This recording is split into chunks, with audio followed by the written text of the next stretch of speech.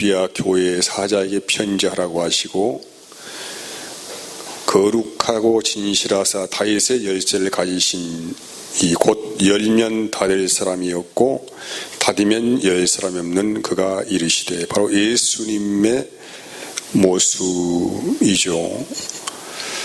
이 말씀의 배경에는 빌라델피아 교회가 골수 유대 교인들에 의해서 여러 가지로 상당한 곤욕을 치르고 있다는 배경을 가지고 말씀하신 것입니다. 그래서 8절은 그렇게 말해요. 내가 내 앞에 열린 문을 두었으되 능히 닫을 사람이 없으리라. 빌라델피아 교회에 주신 은혜가 열린 문, 즉 천국문을 열어주셨다, 이런 말씀이죠. 한 번 주님께서 열어주시면 닫을 자가 없다. 바로 이 모든 권세를 주께서 가지고 계신다. 이 구원의 문이 빌라델피아 교회에 열린 이유가 8절에 기록되어 있어요. 하반절에 보면은 내가 내 행위를 안다는 것입니다. 행위를 아노니 내가 작은 능력을 가지고서도 내 말을 지키며 내 이름을 배반하지 아니했다고 해요. 여기 작은 능력이라고 하는 단어가 나오는데, 저는 이 말씀을 한 주간 동안 오랜 시간 고민을 해봤어요. 도대체 무엇이 작은 능력일까에 대해서 고민을 많이 해봤어요. 대개는 이 말씀의 해석을 여러 가지로 이렇게 바라보고 있는데, 일반적 보편적으로는 대개의 말씀들이 교회가 재정적으로 좀 풍성하고 또 사회적인 영향력이 있고 또 수가 좀 많이 모이고 또 선한 사업을 좀 많이 하고, 이런 교회를 능력이 있는 교회라고 한다고 하면은, 이와 반대의 급부의 생각은 뭡니까? 빌라델피아 교회는 모이는 수가 작고 또 재정이 아주 궁핍하고 또 세상적으로도 영향력이 별로 없고, 이런 것을 작은 능력이라고 말을 한다, 이렇게 해석하고 적용하는 설교들이 대부분입니다. 근데 저는 이제 가만히 이 말씀에 대해서 생각해 보면서 그것은 나의 관점이 있게 될 것이고, 주님께서는 어떤 관점을 가지고 이것을 바라보고 계시는가라는 것입니다. 왜냐하면 주님은 외형적인 어떤 모습을 가지고 네가 큰 능력을 가졌다, 작은 능력을 가졌다, 이렇게 평가를 하시는 분이 아니기 때문에 하시는 말씀이에요. 그래서 주님의 관점은 이제 행함을 안다. 네가 작은 능력 가졌다. 그리고 그 작은 능력을 가지고 내 말을 지켰고 내 이름도 배반하지 않았다. 여러분, 믿음을 증거하는 척도가 행함입니다. 우리가 누군가를 알아본다고 하면은 저 사람이 하는 말을 듣는 것은 아니죠. 말은 이제 그 일을 향하는 시발점이 될 것이고, 반드시 그 말에 대해서 그 사람이 책임을 지느냐, 책임지지 않느냐를 보고 저 사람을 신뢰할 만한 사람이냐 아니면 경계를 해야 할 사람이냐, 이렇게 우리가 판단하는 거 아니겠습니까? 세 부류가 있어요. 거짓말쟁이는 말만 하고 행하지 않는 사람이죠. 거짓말쟁이죠. 또 허풍쟁이는 사실보다 더 부풀려 말하는 사람을 허풍쟁이라고 하고, 사기꾼은 자기 유익을 위해서 계획적으로 거짓말로 속이는 자를 사기꾼이라고 그렇게 말을 합니다. 그래서 우리가 믿음의 척도라고 하면은 반드시 말과 행함이 동일한 인격을 가지고 결과로 나타나야 한다라고 하는 거예요. 믿음과 행함의 결부시킴에 대해서 잠시 설명해 보려고 합니다. 마태복음 17장을 보면은 여러분이 잘 아시는 그 베나산 사건이 기록이 되어 있어요. 예수께 베드로, 야고보, 요한 이 세 제자를 데리고 높은 산에 올라가셨는데 갑자기 예수님의 얼굴이 해같이 빛났다. 그리고 그분이 입고 있는 옷이 아주 시게 되었다. 이런 이런 말씀이 있어요. 그리고 이제 깜짝 놀라 보니까는 구름 속에서 어떤 소리가 들렸다. 그리고 그 구름 속에서 들리는 소리는 이는 내 사랑하는 아들이요 내가 기뻐하는 아들이다. 바로 예수님을 말씀하시는 그런 소리가 들렸다 이 말이죠. 제자들이 너무나 이제 두려워서 벌벌 떨었죠. 왜? 너무 신기한 일을 봤잖아요. 예수님의 모습이 변화된 것도 너무 신기한데 구름 속에서 어떤 음성이 들린 것도 너무나도 신기하고 두려운 일이었기 때문에 벌벌 떨고 있는데 예수님께서 그들의 등을 만지시면서 두려워하지 말아라. 함과 동시에 눈을 떠보니까 아무도 보이지 않고 누구만 보였더라? 예수님만 보였더라. 이런 말씀이에요. 이 사건을 경험하고 이 신비로운 광경을 우리가 변화산 사건을 경험하고 내려오는데 그 밑에 산 밑에서 제자들 이제 총 12명이니까 9명이 있지 않겠습니까? 9명이 어떤 한 아이를 가운데 두고 실경이라고 있습니다. 뭐냐면은 그 아이는 간질병이 걸린 아이였어요. 그래서 그의 아버지가 제자 예수님께서 내려오시는 것을 보고 급하게 달려가서 무릎을 꿇고 예수님 좀 살려주세요. 우리 아이가 간질병이 걸려가지고 길 가다가 물불을 안 가리고 넘어집니다. 근데 제자들에게 맡겼더니 아무런 능력이 나타나지 않습니다. 어떻게 해주십시오 라고 그렇게 호소하죠. 그래서 예수님께서는 그 자리에서 제자들 향하여 심하게 책망을 하십니다. 이 믿음이 없는 자들아 하는 거예요. 이 악한 자들아라고 아주 심하게 책망하셔요. 내가 언제까지 너희와 함께 있겠느냐고 하시면서 그 즉시로 예수님께서 아이에게 꾸짖더니 그 아이를 사잡고 있는 귀신이 떠나갔다. 이런 내용이 기록이 되어 있고 이제 이 사건이 끝나고 다 물러가니까 제자들이 조용히 예수님께 묻습니다. 예수님, 우리는 9명이나 합세해서 예수의 이름으로 아무리 귀신을 쫓아보려고 했는데 도대체 나가지 않은 이유가 무엇입니까? 에 대해서 말씀하시죠. 그래서 마태복음 17장 20절에 이렇게 말씀합니다. 예수님께서 너희 믿음이 작은 까닭이니라. 믿음이 작다는 것은 믿음이 없다는 것이죠. 뭐 믿음이 큰 믿음이 있고 작은 믿음이 있겠습니까? 아예 믿음이 없다는 거예요. 믿음이 작은 까닭이니라. 진실로 너희에게 이르노니 만일 너희에게 믿음이 겨자씨 하나 만큼만 있어도 이 산을 명하여 여기서 저기로 옮겨지리라 하면 옮겨질 것이요 또 너희가 못할 것이 없으리라고 하십니다. 아무튼 주님의 평가는 이들이 믿음이 없는 세대다 이런 말씀이죠. 겨자씨 하나만큼만 작은 믿음이 있다고 하다. 다시 말한다면 믿음의 생명이 너희 안에 있다고 한다면 이 말씀이에요. 겨자씨는 생명이니까 아주 작은 것 비유해서 그래서 그 작은 믿음의 결과는 큰 열매의 결과로 나타난다. 이런 말씀을 하시는 것입니다. 그리고 이어진 말씀 21절에는 없다고 기록이 되어요. 여기에 이제 주석서를 보면은 원본을 보면은 기도와 금식 외에는 이런 유가 나갈 수가 없다. 또 마가복음 9장 29절에도 이르시되 기도 외에 다른 것으로 이런 종류가 나갈 수 없느니라고 하십니다. 여러분 기도와 금식이 왜 필요합니까? 첫 번째 이유는 주의 말씀대로 살지 못하여서 안타까움으로 주 앞에 나가는 것이 기도입니다. 두 번째는 믿음대로 살지 못하여서 회개하는 마음으로 나가는 기도라는 것입니다. 그러니까 기도와 금식은 바로 믿음 없는 것을 회개하지 않고는 너희가 이런 일을 쫓아낼 수가 없다라는 것에 대해서 말씀하시는 거예요. 모든 사탄과의 싸움은 그리스도를 믿는 믿음 안에서 생기는 영적 싸움이라는 것이죠. 그래서 믿음이라고 하는 것은 예수님께서 변화산 사건에 보여줬듯이 이렇게 말씀하셨습니다. 17장 8절 보면 제자들이 눈을 들어 밀고 보매 오직 누구 외에는 예수 외에는 아무도 보이지 않는 것이 바로 믿음의 세계 안에서 일어난 일이라는 것을 말씀하는 것입니다.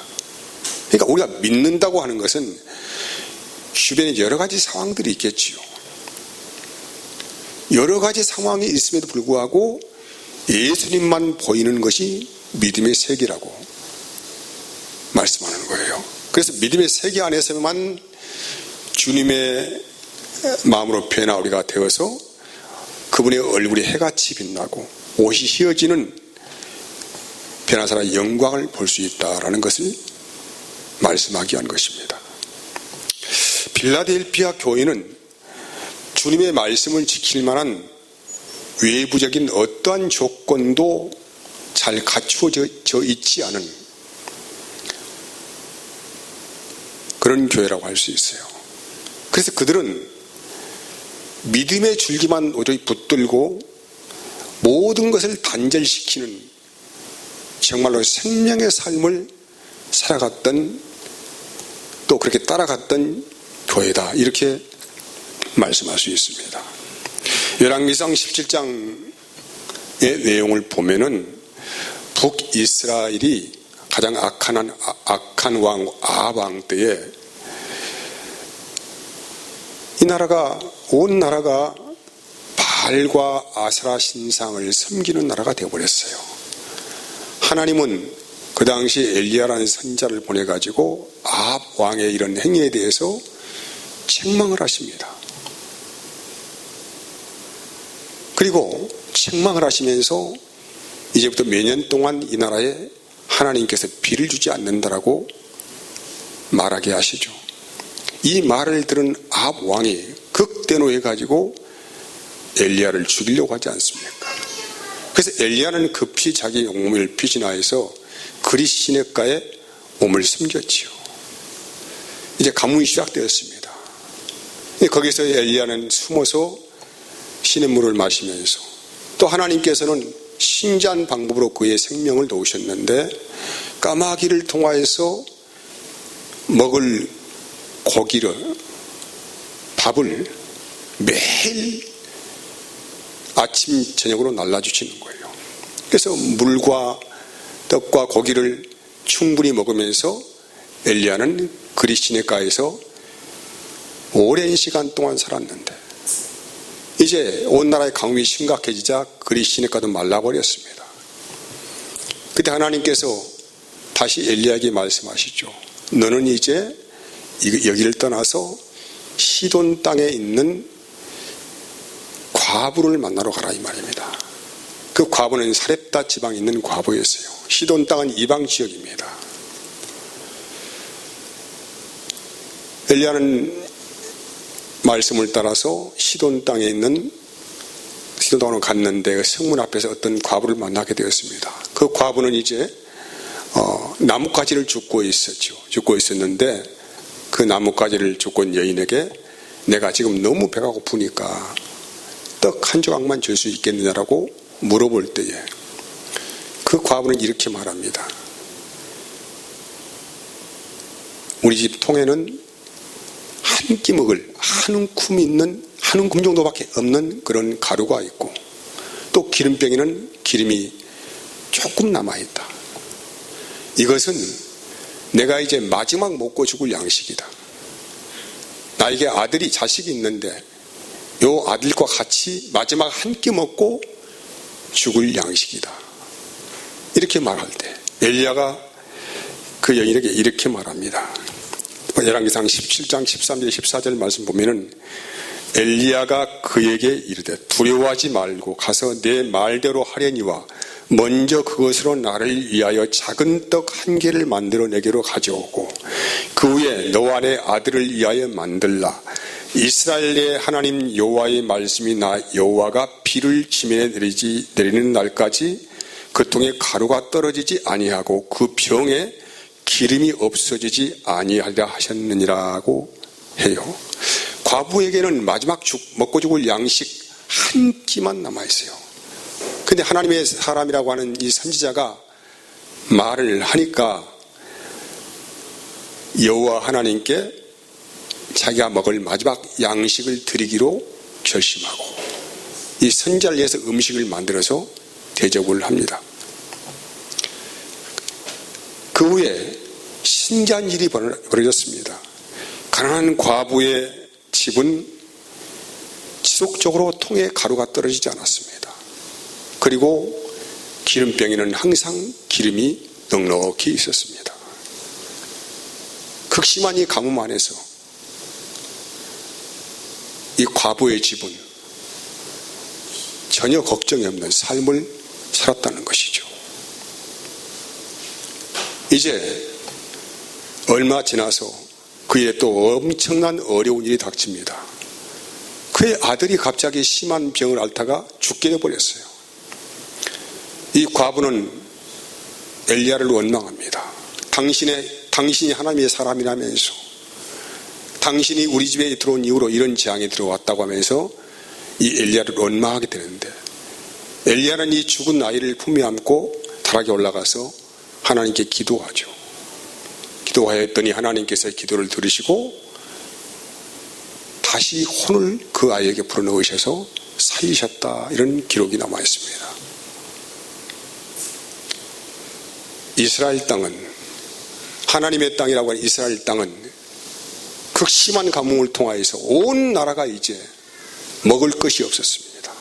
다 백성들이 죽게 되었는데, 이방 땅에 하나님의 말씀을 믿는 한 여인의 순종을 통하여서 복음이 들어가게 되었고, 그 여인은 그 복음의 능력 안에서 영적인 부활의 능력을 경험하게 되었습니다. 후에 이 말씀은 계시의 말씀으로 온 천하에 예수의 말씀이 전파되어져서 죽은 자들을 살려내는 부활의 말씀의 계시의 말씀으로 열매를 맺게 됩니다. 동일한 사건이 신약 성경에도 기록이 되어 있어요. 마가복음 12장에 보면은 가난한 과부의 헌금 이야기가 나옵니다. 18절에서 27절까지 말씀을 보면은 사두개인들과, 그 당시에 사두개인들을 하면은 사두개인들은 부활을 믿지 않는 사람들이에요. 그래서 예수님과 부활 논쟁이 벌어졌다는 것이죠. 한 집에 세 자매가 있는데 한 남자가 한 자매와 결혼을 했습니다. 근데 아이를 낳지 않았어요. 그래서 아이를 낳지 않으니까 또 두 번째 그 둘째 자매하고 또 결혼하여서 하는데 또 아이를 낳지 않았다. 세 번째도 마찬가지다. 이 계대결혼을 말하고 있지 않습니까? 원래 이스라엘은 남자를 꼭 낳아야만 하는 그런 절대적인 그런 것들을 알고 있어요. 그래서 큰 장가 가서 자기 부인이 아이를 낳지 않으면 또 두 번 그 집에 있는 다른 딸과 결혼하고, 이렇게 해서 기어이 아들을 상속하게 하는 그런 결혼법을 가지고 있습니다. 그런데 만약에 죽었을 때에 과연 이 남자는 예록과 결혼을 하였는데 누구의 아내가 될 것인가, 또 누구의 신랑이 될 것인가에 대해서 말씀하는 것입니다. 예수님께서는 말씀하시죠. 하나님은 산자의 하나님이다. 죽은 자의 하나님이 아니다. 천국에서는 시집도 가지 않고 장가도 가지 않는다. 아주 명확하게 말씀하십니다. 그리고 이제 28절 34절까지 말씀은 또 이들과 논쟁을 하고 있는데, 가장 율법 중에서 큰 계명이 무엇입니까? 물을 때 예수님께서 내 마음을 다하고 목숨을 다하고 뜻을 다하여 주 너의 하나님을 사랑하라고 하는 것이 첫째 계명이요, 둘째 계명은 내 이웃을 내 자신과 같이 사랑하라. 이것이 둘째 계명인과 동시에 율법과 예언서의 핵심이라고 말씀을 하는 것입니다. 그리고 38절에서 44절까지 이어진 말씀은 이제 예수님께서 경고하시는 과 말씀과 칭찬하신 말씀이 겹들어 나옵니다. 38절 보면은 예수께서 가르치실 때에 이르시되 긴 옷을 입고 다니는 것과 시장에서 문안받는 것과 회당의 높은 자리와 잔치의 윗자리를 원하는 서기관들을 삼가라.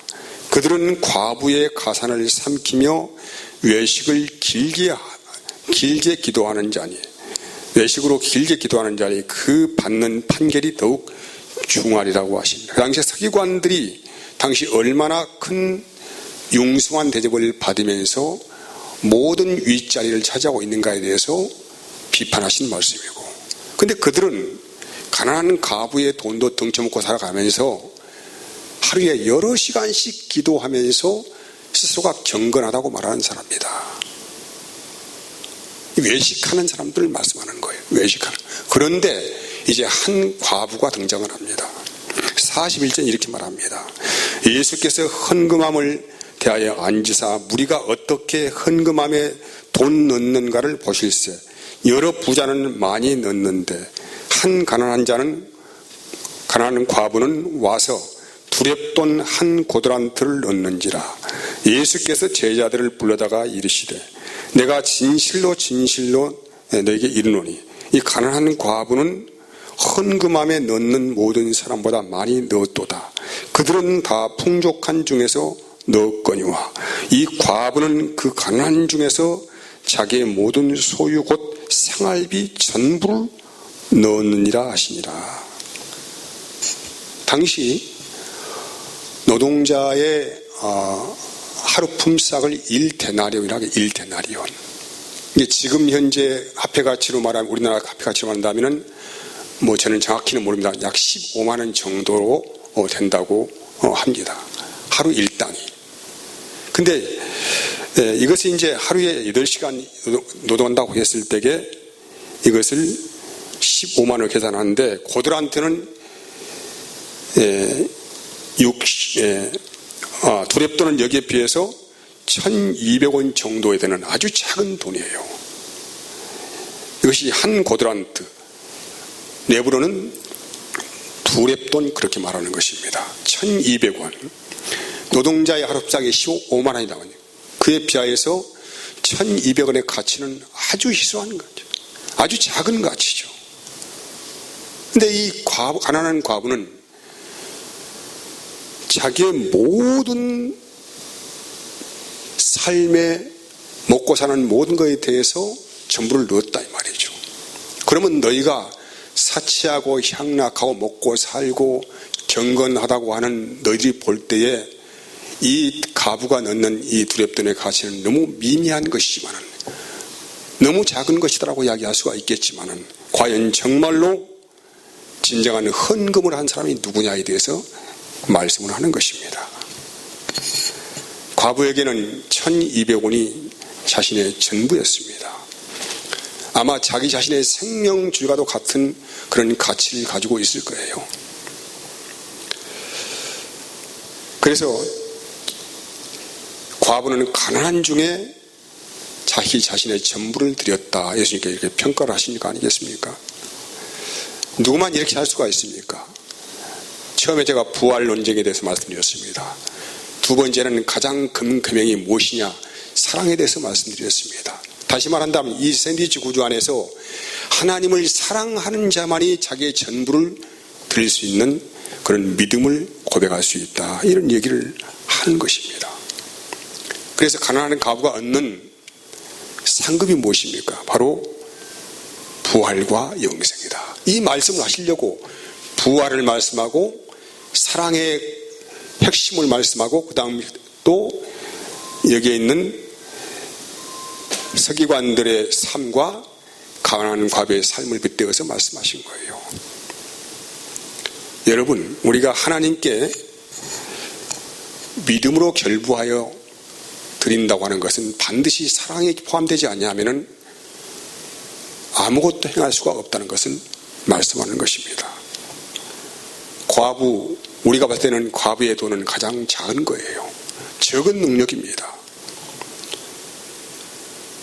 더 참혹한 일은 어떤 일이냐면은, 이 가난이 내가 어떤 걸 하나님께 드림을 통하여서 해소가 되느냐? 그렇지가 않습니다. 아마 일평생 동안 그런 가난이라는 부담감을 가지고 살아갈 수밖에 없는 그런 환경일 수가 있다는 것이죠. 대개는 사람들이 하나님 앞에 뭔가 하려고 할 때 내가 이렇게 하면은 하나님께서 이렇게 보상을 해주시지 않겠느냐, 이런 기대감을 가지고 하나님께 뭔가를 하는 경우가 있습니다. 하지만 그것은 믿음이라는 것은 아니죠. 보상의 결과를 가지고 나는 뭔가를 심었기 때문에, 나는 믿음의 행함을 가진 것이 아니고 내가 받을 보상의 가치를 위하여서 심은 것이기 때문에 그것은 전혀 믿음이나 사랑이나 이런 단어와는 거리가 먼 그런 말이라고 할 수가 있어요. 여러분, 우리가 믿음으로 산다고 하는 것, 주님을 사랑하는 마음으로 산다고 하는 것은 일평생 우리 신자가 우리 마음에 짊어지고 가야 할 그런 부담감입니다. 내가 이걸 오늘 행함을 통하여서 내일 뭔가 얻어지는 기대가치가 있다고 한다면 누가 그런 것을 못하겠습니까? 우리가 그런 걸 믿음이라고 하는 건 아니지 않습니까? 그런데 내가 이런 일을 한다고 해서 하나님이 그런 보상을 하지 않는다고 해서 내일도 어려울 것이고 모레도 어려울 것이고 한 달도 1년도 10년도 죽을 때까지 우리의 삶은 변화되지 않는다고 할 때 과연 이 과부처럼 자기의 생명줄을 하나님께 드릴 수가 있겠느냐, 이런 질문을 해볼 때에 우리는 믿음의 세계라고 하는 것이 무엇인가에 대해서 희미하게나마 생각할 수가 있습니다. 그래서 믿음은 반드시 주님을 사랑하는 마음을 동반하지 아니하면 행할 수 없는 일이기 때문에, 일평생 부담감을 가지고 살아갈 일이기 때문에 우리에게는 그 믿음과 사랑을 요구하는 것입니다. 요한복음 6장에 보면은 오병이어 기적이 기록이 되어 있어요. 잘 아시는 대로 한 아이가 가지고 온 한 끼 양식이에요. 도시락입니다. 이 도시락 하나가 예수님의 손에 넘겨질 때에 수만 명이 먹을 수 있는 놀라운 일로 나타납니다. 성경은 말합니다. 이 한 끼의 양식, 이 양식에 대해서 말합니다. 이 한 끼의 양식, 예수 그리스도이십니다. 그분을 먹고 마심을 통하여서 수많은 사람들이 하나님의 능력 안에서 구원을 얻고 부활을 얻고 영생을 얻게 되는 놀라운 기적의 사건을 말씀하기 위해서 한 끼 양식으로 오신 예수님께서 너희가 나를 먹으라, 나는 생명의 떡이다, 나를 마시라, 나는 생명의 물이다, 이 말씀을 하는 거 아니겠습니다. 그래서 믿음은 살아있는 생명체이기 때문에 겨자씨 하나의 믿음이라고 그렇게 우리에게 말씀을 하는 것입니다. 그래서 이 믿음을 가지고 우리는 산을 옮길 만한 놀라운 능력의 세계를 경험한다 이 말이죠. 부활과 영생의 문으로 들어가는 그런 길이 열린다는 것을 말씀하고 있는 것입니다. 그런데 이 문으로 들어가는 자들이 그렇게 많지가 않아요. 그래서 좁은 길이라고 말합니다. 사람들이 찾는 이가 별로 없기 때문에 아주 좁은 길이고 가시덩굴이 오질 수가 있습니다. 잡초가 무성할 수 있습니다. 돌밭이 가다가 넘어질 수도 있습니다. 왜? 이 길은 사람들이 많이 다니지 않는 아주 작은 길이고 좁은 길이기 때문에 좁은 문이라고 그렇게 말씀을 해요. 히브리서 12장 1절은 이렇게 표현하고 있어요. 이러므로 우리에게 구름같이 둘러싼 허다한 증인들이 있으니 모든 무거운 것과 얽매이기 쉬운 죄를 벗어버리고 인내로서 우리 앞에 당한 경주를 하며, 중요한 단어가 있어요. 인내입니다. 인내. 오늘 또 인내해야 하고 내일 또 인내해야 하고 모레도 인내해야 하고 주 앞에 갈 때까지 우리는 인내를 하는 것입니다. 내가 어떤 사람을 오늘 용서했다고 해서 그 사람이 당장 내일 변합니까? 그렇지 않아요. 역시 내일 또 나를 죽이려고 할 것입니다. 내일 또 인내를 하는 것입니다. 모레도 인내를 하는 거예요. 누가 그렇게 하셨습니까? 우리 주님께서. 이것을 작은 능력이라고 말하는 것입니다. 작은 겨자씨라 한 알이 우리 심령 안에 심겨졌어요. 이건 생명체입니다. 생명의 능력입니다. 이 작은 능력을 통하여서 세상을 이기는 믿음이 우리에게 주어지는 것을 말씀하는 것이죠. 그래서 2절은 이렇게 말합니다. 믿음의 주여 온전케 하시는 이 예수를 바라보자. 그는 그 앞에 있는 기쁨을 위하여 십자가를 참으사 부끄러움을 개의치 아니하시더니 하나님 보좌 우편에 앉으셨느니라. 너희가 피곤하여 낙심하지 않기 위하여 죄인들이 이같이 자기에게 거역한 일을 참으신 일을 생각하라고 합니다. 빌라델피아 교회는 구성원들은 어쩌면 여타의 모든 교회들보다 자랑할 것도 없고 내어놓을 것도 없는, 어쩌면 거의 교인 전부가 가난한 과부처럼 살아갈 수밖에 없는 그런 사람인지 몰라요. 하지만은 그들은 그런 환경과도 타협하지 않고 말씀을 시켜냈습니다. 사람들은 말합니다. 그들을 비난하죠. 야, 너 그렇게 궁상맞게 살면서, 그런 꼬라지로 살면서 하나님이 살아계시냐? 아마 이런 비난도 들었을 거예요. 근데 그들은 그런 비난도 듣지 않았습니다. 말씀을 시켜냈어요. 타협하지 않았습니다.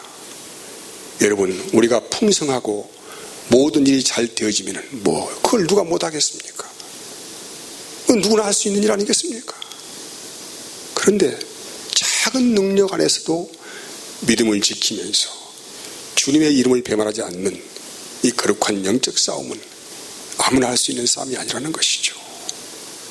그래서 바로 그 모델 교회가 빌라델피아 교회다, 이런 말씀을 하시는 것입니다. 그래서 상급이 주어집니다. 9절부터 시험의 때를 면하게 하였다. 사람들은 누구나 다 두 번 죽음을 맞이합니다. 범우주적인 종말의 때를 맞이하고 개인적인 죽음을 맞이합니다. 하지만 이 죽음의 시험에서 너희를 구원하겠다, 시험하지 않겠다, 이 말이죠. 그리고 너희를 성전의 기둥을 삼겠다. 성전의 기둥은 영원한 것입니다. 성전의 기둥이 있는 한 성전은 영원히 세워지는 것이기 때문에 하나님의 이름이 그들 안에 있고 그들 안에 생명의 능력이 있기 때문에 너희는 이 멸관을 빼앗기지 않도록 하라고 당부를 하십니다. 사랑하는 여러분, 우리가 이 세상을 살아갈 때에 우리가 어떤 일에 대해서 세상 사람들처럼 살아가지 못할 경우가 많이 있죠. 하지만 성도는 그 일들이 마땅함이라고 생각을 하고 우리의 삶 가운데 빌라델피아 교회를 생각하면서 그들이 어떻게 믿음을 지키는가에 대해서 생각해보고 기도해보고 하나님의 은혜가 우리의 심령 안에서 떠나지 않도록 날마다 그 은혜가 우리를 주장할 수 있도록 주님을 구하시는 삶을 살기를 원합니다. 기도하겠습니다. 하나님 감사합니다. 오늘 또